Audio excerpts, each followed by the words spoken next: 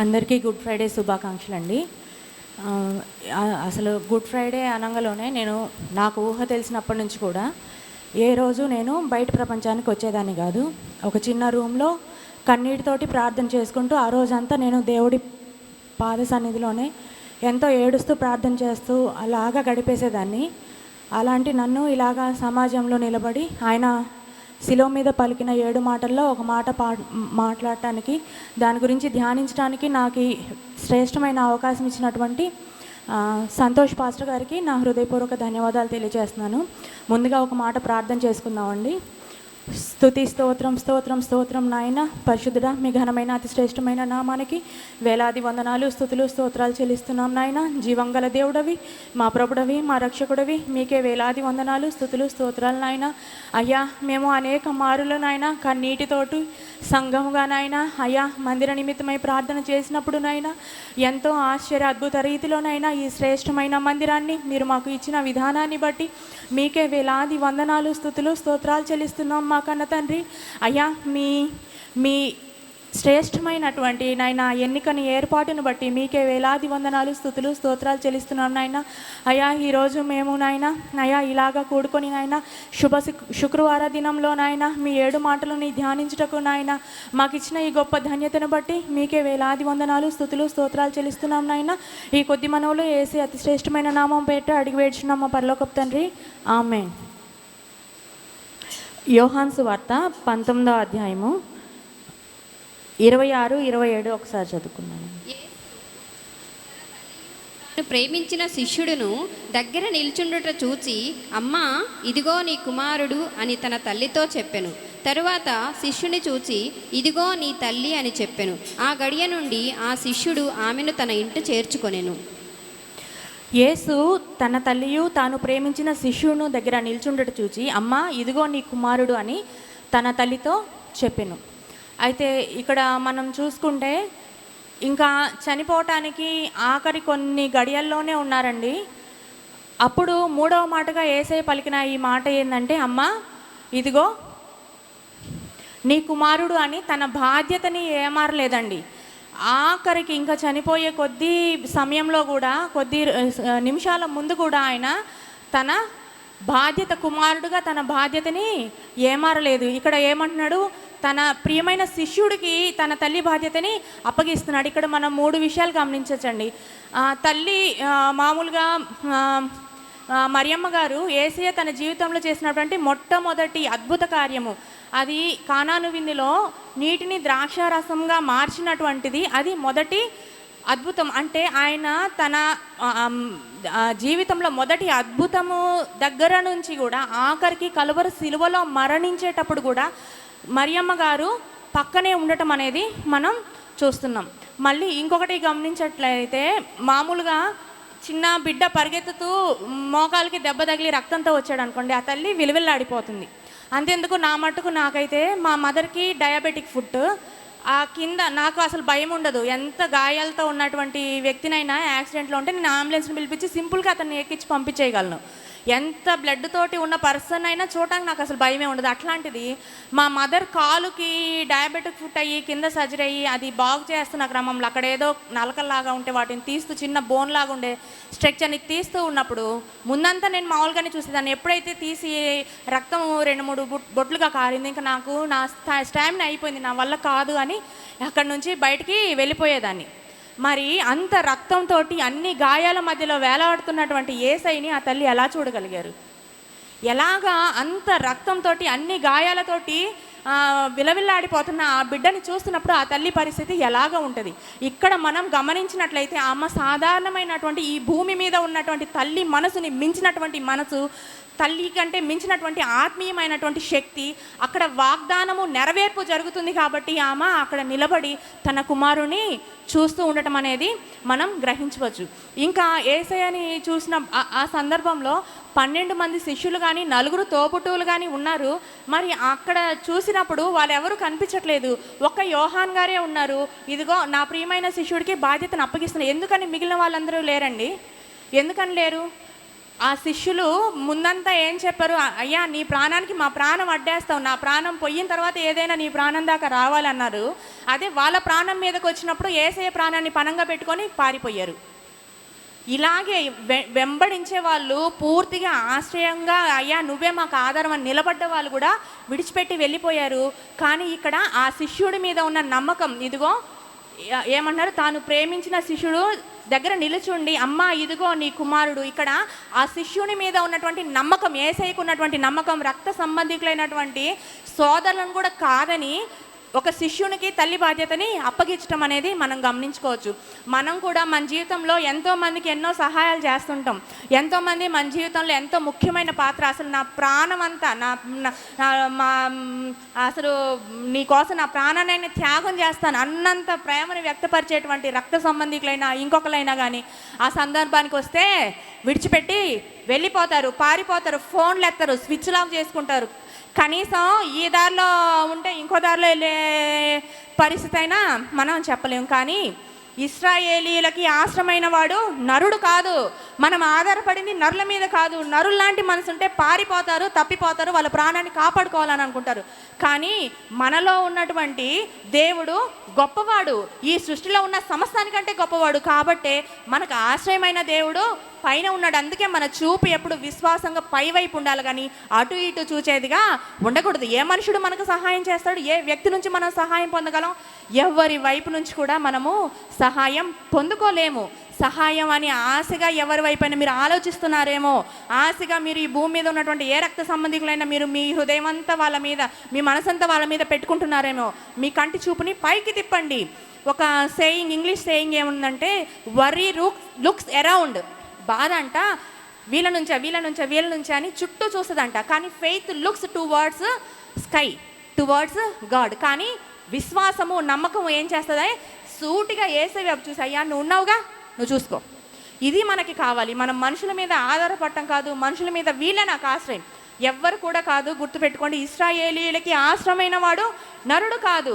మనం ఆధారపడవలసింది కానీ, మనం ఆశ్రయంగా ఫీల్ అవ్వాల్సింది కానీ, మన అబ్బా మా ఆయన ఉన్నాడుగా నాకేమి, నా కొడుకున్నాడుగా నాకేమి, ఇలాగ మనము భూమి మీద ఉండే ఏ రక్త సంబంధం కానీ, ఏ రిలేషన్ కానీ, ఏ ఫ్రెండ్ కానీ, ఏ బెస్ట్ ఫ్రెండ్ కానీ వీళ్ళని చూసి మనము అమ్మయ్య అని అనుకోవటానికి లేదండి. ఎందుకంటే అది తాత్కాలికమైనది. ఎందుకంటే ఆయన యేసయ్యతోటి ప్రాణానికి ప్రాణంగా నా ప్రాణాన్ని ఇస్తానయ్యా అని చెప్పిన వాళ్ళు కూడా ఆఖరికి శిలువ దగ్గర ఉన్నప్పుడు, ఆయన దీనమైన పరిస్థితిలో ఉన్నప్పుడు, కన్నీటితో ఉన్నప్పుడు, రక్తగాయాలతో ఉన్నప్పుడు విడిచిపెట్టి వెళ్ళిపోయారు.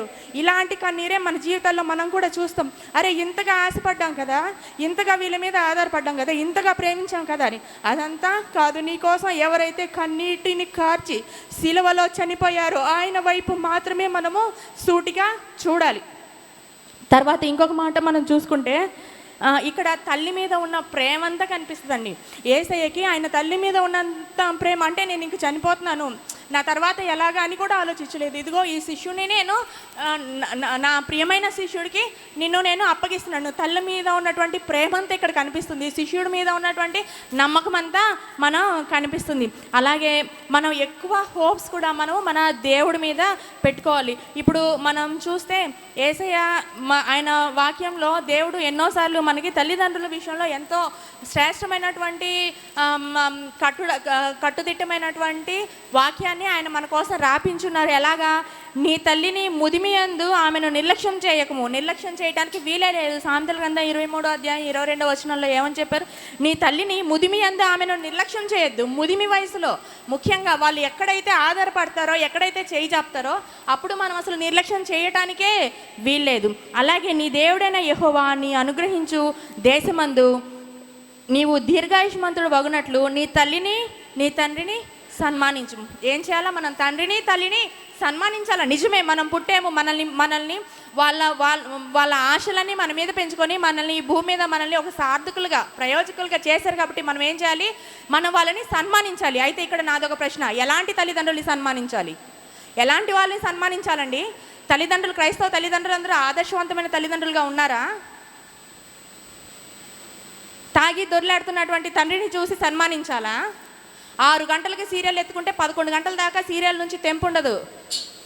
తెచ్చుకోపోరా, వేసుకోపోరా, ఇటురారా అటురారా, అలాంటి తల్లుల్ని చూసి మనం సన్మానించాలా? కనీసం ఒక తల్లి పొద్దున్నే లేసి నీ కొడుకు చుట్టూ నీ కూతురు చుట్టూ ప్రార్థన అనే కంచెను వేయలేకపోతే అలాంటి తల్లిదండ్రులు ఉన్నప్పుడు వారిని మనం సన్మానించాలా? ఎలాంటి తల్లిదండ్రులుగా ఉండాలి అనేది మనల్ని మనం పరిశోధించుకోవాలి. మనల్ని ఒకసారి మనము పరిశీలించుకోవాలి. ఎప్పుడు నిత్యము లేచి కన్నీటితోటి ప్రార్థన చేస్తూ ఉన్నా కానీ ఒక అపాయం కానీ ఒక ప్రమాదం కానీ పొంచి ఉంటుంది, అది తప్పిపోవట్లేదు. అలాంటప్పుడు అసలు ప్రార్థనే లేదు, మన జీవితంలో ప్రార్థనే లేదు. ప్రార్థనే లేనప్పుడు మనం శోధనని జయించగలమా? సమస్యని జయించగలమా? లేకపోతే పరిస్థితుల నుంచి జయించగలమా? అలా లేనప్పుడు అలాంటి తల్లిదండ్రులుగా మనం ఉన్నప్పుడు సన్మానించబడే తల్లిదండ్రులుగా ఈ క్రైస్తవ సమాజంలో ఎంతమంది ఉన్నారు? ఒక్కసారి మనల్ని మనము క్వశ్చన్ చేసుకుందాం, మనల్ని మనం చేసుకుందాం. నాకు తెలిసినంత వరకు అయితే ఒక తల్లిగా తండ్రిగా అత్యధికమైనటువంటి ప్రేమ నీకు ఉంది అంటే కొన్ని గంటలు ఆయన సన్నిధిలో ఆ బిడ్డల కోసం కన్నీటితో ప్రార్థన చేయటమేనండి. అంతకు మించిన ప్రేమ ఏదీ లేదు. నీకు ఎంత సంపద ఉండిని, ఎంత నువ్వు కొడుకు కోసము ఒక పెద్ద కార్పెట్లు వేసేసి ఏది ఇది చేయని, ఏ లోటు లేకుండా ఇచ్చేసినా కానీ ఏం ఉపయోగం ఉండదు. నువ్వు ప్రమాదాన్ని తప్పించలేవు. ఆ ప్రమాదం కానీ ఆ కంచె వేయటం అనేది యేసయ్య చేతిలో ఉంటుంది, మన జీవం కలిగినట్టు దేవుని చేతిలో ఉంటుంది. నువ్వు ఏ రోజైతే పొద్దున్నే లేసి కన్నీటితో అయ్యా నా బిడ్డల చుట్టూ నీ కంచె వేస్తున్నా, ఏ దుష్టుడో ఈ బిడ్డని తాకడానికి వీలేదు నాయన, ఏ అపవాది తంత్రము వీళ్ళ మీద పనిచేయడానికి వీలేదని నీ బిడ్డ మీద కంచె వేయి. అలాంటి తల్లిదండ్రులుగా మనం ఉన్నప్పుడు ఖచ్చితంగా మనం మన బిడ్డల చేతిలో సన్మానింపబడేవారిగా ఉంటాం.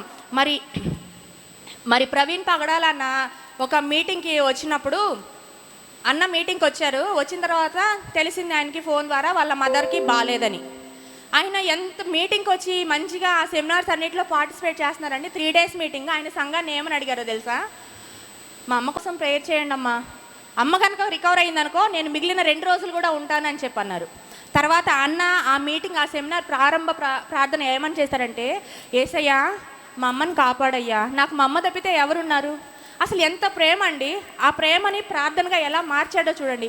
నాకు మా అమ్మ తప్ప ఎవరున్నారు యేసయ్యా, నిన్ను నేను చూసుకోవాలన్నా నేను మా అమ్మలో చూసుకుంటాను. ఇంతగానో ప్రార్థన అంటే తన తల్లి కోసం చేసినటువంటి ప్రార్థన. సో మనకి ఎంత ప్రేమ ఉన్నా కానీ ప్రేమ క్రియరూపంలో ఉండాలి. No doubt in that. మనం వారికి కావాల్సినవి సమకూర్చాలి, ఖచ్చితమే. కానీ ముఖ్యంగా ఆ సమకూర్చే దానిలో ముఖ్యంగా నువ్వు ప్రార్థనని సమకూర్చు. నీ బిడ్డ కోసం ప్రార్థన అనే కంచె వెయ్యి. నీ బిడ్డ ఎక్కడికైనా వెళ్ళి రాని, ఎంత దూరంలో ఉండనే క్షేమం అనేది ఆయన దూతల కాపుదల అనేది వెంటాడుతూ ఉంటుంది. అంతేకాని మనము మన దైనందిన జీవితంలో కొంచెం లోకంగా కొంచెం దేవుని వైపుగా ఇలాగా ఉండటం అనేది ఎట్టి పరిస్థితుల్లో కరెక్ట్ కాదండి. ఖచ్చితంగా మనం మన తల్లిని తండ్రిని సన్మానించాలి. కానీ సన్మానించగలిగే తల్లిదండ్రులుగా మనము ఉండాలి. అలా ఉండాలంటే ప్రార్థన అనే కంచె మన కుటుంబం కోసం వెయ్యాలి.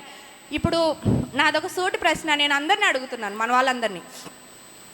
ఎంతమంది ప్రార్థన అనే కంచె వేస్తున్నారు? ఎంతమంది ఒక రోజుని ప్రార్థనతో ప్రారంభిస్తున్నారు?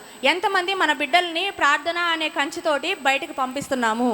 ఇది మనము గమనించుకోవాలి. మనము పోరాడుతుంది భయంకరమైన రోజుల్లో ఉన్నాము. అంధకార చీకటి శక్తులతో పోరాడుతున్నాం. కనిపించేది కాదు, కనిపించని చీకటి శక్తులతో మనం పోరాడుతున్నప్పుడు మన మీద ప్రార్థన అనేటువంటి శక్తి లేనప్పుడు, మన మీద గొప్ప వెలుగు అనేటువంటి శక్తి లేనప్పుడు మనము పరిస్థితులను కానీ క్షేమాన్ని కానీ కోరుకోవటానికి వీలే లేదు.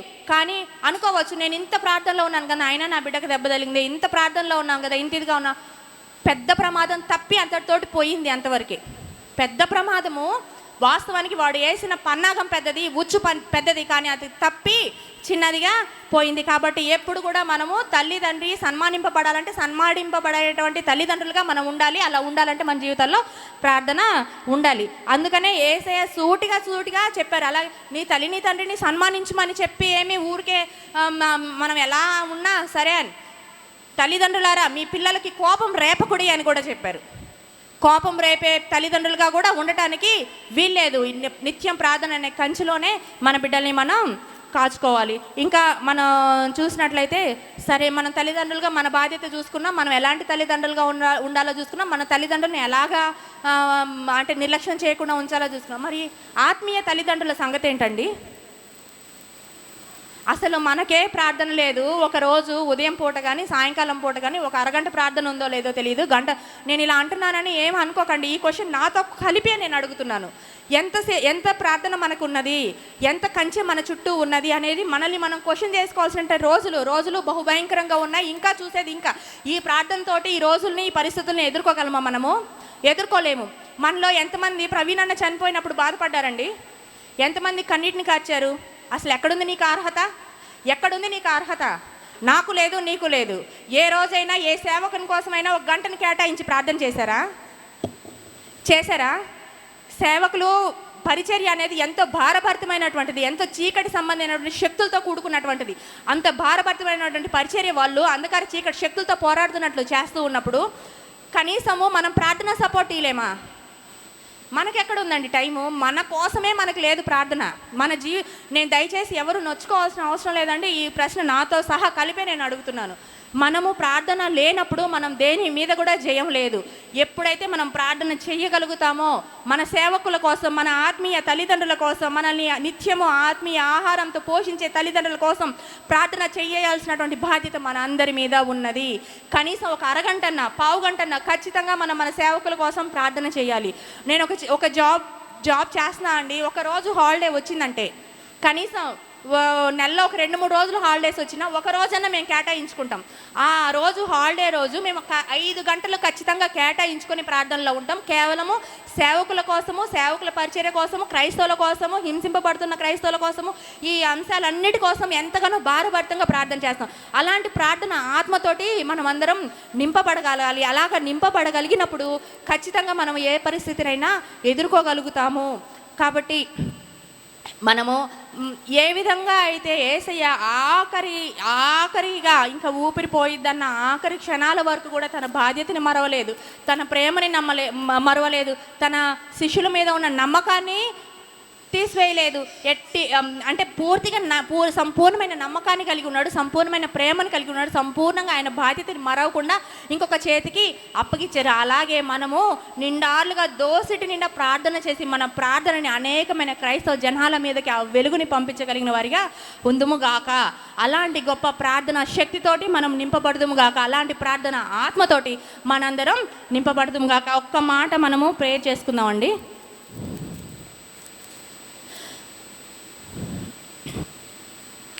స్తోత్రం నాయన, స్తోత్రం నాయన. మీరు మాతో సూటిగా మాట్లాడిన విధానాన్ని బట్టి మీకే వేలాది వందనాలు, స్తుతులు, స్తోత్రాలు చెల్లిస్తున్నాం నాయన. అవును నాయన, మీరు కలవరి శిలువలో ఉండి ఇంకా కొన్ని గడియల్లోనే చనిపోతారు అన్నప్పటికీ కూడా నాయన మీరు మీ బాధ్యతని మరవనిగా నా గొప్ప కుమారుడుగా ఉన్నారు నాయన. అటువంటి కుమారుని ఆత్మని మా అందరి మీద కుమ్మరించమని అడుగుతున్నాం. మా కన్న తండ్రి, బాధ్యత కలిగినటువంటి తల్లిదండ్రులుగా మమ్మల్ని చేయమని అడుగుతున్నాం నాయన. సహాయం చేయండి నాయన, కనికరించండి, కృప చూపిమని అడుగుతున్నాం. ఇంకనో నాయన మేమందరం నాయన ప్రార్థన ఆత్మతో నైనా ఆయా అనేక మంది కోసం కన్నీటితోటి కుండపోతగా ప్రార్థించగలిగినటువంటి వారిగా మమ్మల్ని చేయమని అడుగుతున్నాం తండ్రి. సహాయం చేయండి. మా ఆత్మీయ తల్లిదండ్రుల కోసం, సేవకుల కోసం, పరిచారకుల కోసం ప్రార్థించగలిగిన వారిగా మమ్మల్ని చేయమని అడుగుతున్నాం తండ్రి. సహాయం చేయండి అయ్యా. ఇంకనూ నాయన ప్రార్థన లేకుండా నాయన చీకటిని కమ్ముకున్న వారిగా, నాయన తల మీద చీకటిని వేసుకొని తిరుగుతున్న వారిగా మేము ఉండటానికి వీలేదు ప్రభు. సహాయం చేయండి, కనికరించండి, కృపచు మీ గొప్ప వెలుగుని మా మీద కుమ్మరించమని అడుగుతున్నాం తండ్రి. ప్రార్థన ఆత్మను నాయన కన్నీటితోటి ప్రార్థించగలిగిన ప్రార్థన ఆత్మని మా అందరికీ దయచేయమని అడుగుతున్నాం తండ్రి. భారభరితమైనటువంటి మనసుని మాకు దయచేయమని అడుగుతున్నాను. కుండపోతగా ప్రార్థించగలిగినటువంటి వారిగా మమ్మల్ని చేయమని అడుగుతున్నాం తండ్రి. ఇంకనూ నాయన మా భారాల కోసం, నాయన మా సమస్యల కోసం మేము ప్రార్థించుకునే వారిగా కాకుండా నాయన అనేక మంది కోసం ప్రార్థించగలిగిన ప్రార్థన సమూహంగా నైనా మమ్మల్ని అందరినీ మార్చమని అడుగుతున్నాయినా ఈ కొద్ది మనవులు యేసయ్య అతి శ్రేష్టమైన నామం పేట అడిగి వేడుకుంటున్నాం మా పరలోకపు తండ్రి. ఆమేన్.